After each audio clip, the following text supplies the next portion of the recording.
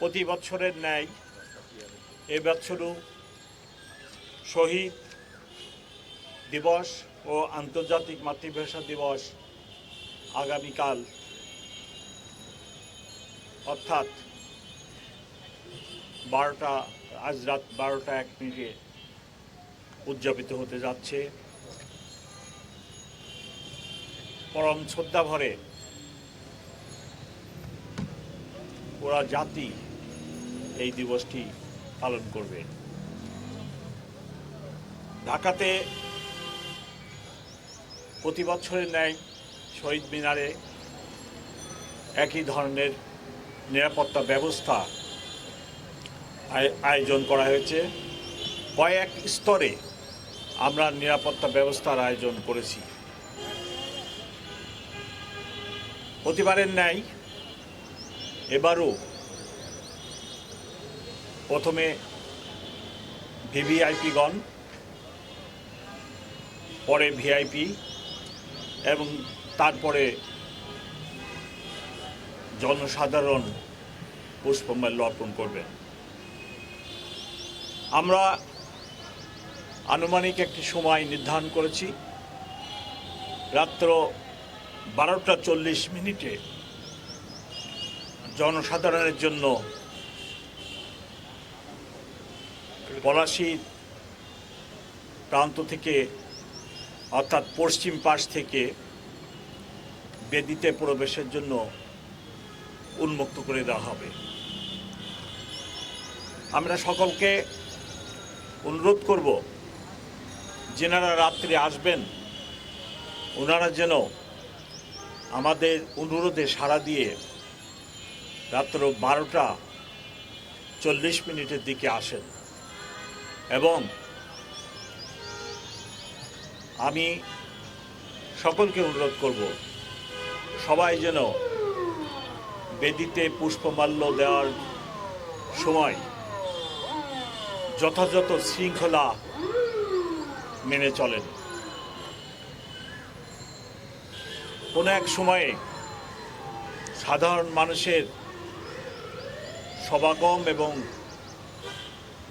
প্রবেশ অনেক ভিড় হয়। এই ভিড়ের মধ্যে যেন কোনো দুর্ঘটনা না হয় আমরা তার জন্য সচেতন থাকব। কিন্তু পাশাপাশি যিনারা আসবেন তাদের প্রতি বিনীত অনুরোধ, ওনারা যেন নিজেদের নিরাপত্তা, ওনাদের মোবাইল, মানি ব্যাগ এবং অন্যান্য ভ্যালুয়েবলস যা থাকবে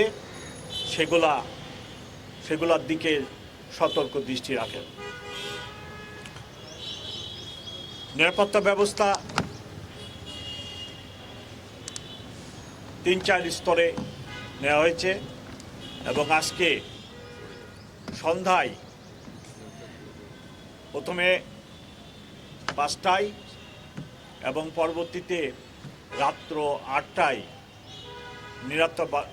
ঢাকা মেট্রোপলিটন পুলিশের অফিসার এবং ফোর্স নিয়োজিত থাকবে এবং আগামীকাল বেলা 2টা পর্যন্ত আমাদের ফোর্স এবং অফিসাররা পুরো এলাকার নিরাপত্তার দায়িত্বে থাকবেন।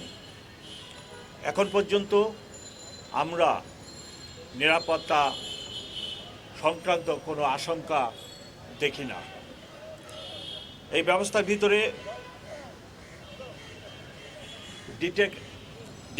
Metal detector, archway checking, manually দেহ তল্লাশির ব্যবস্থা থাকবে। কোনোরূপ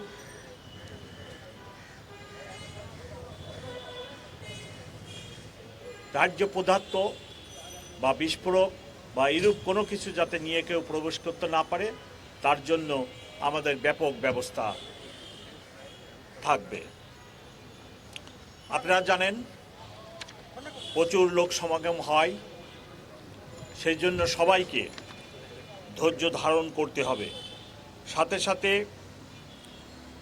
শহীদ মিনারের চতুর্পাশে 1 কিলোমিটার রেডিয়াসের ভিতরে আমাদের বিভিন্ন মোবাইল টিম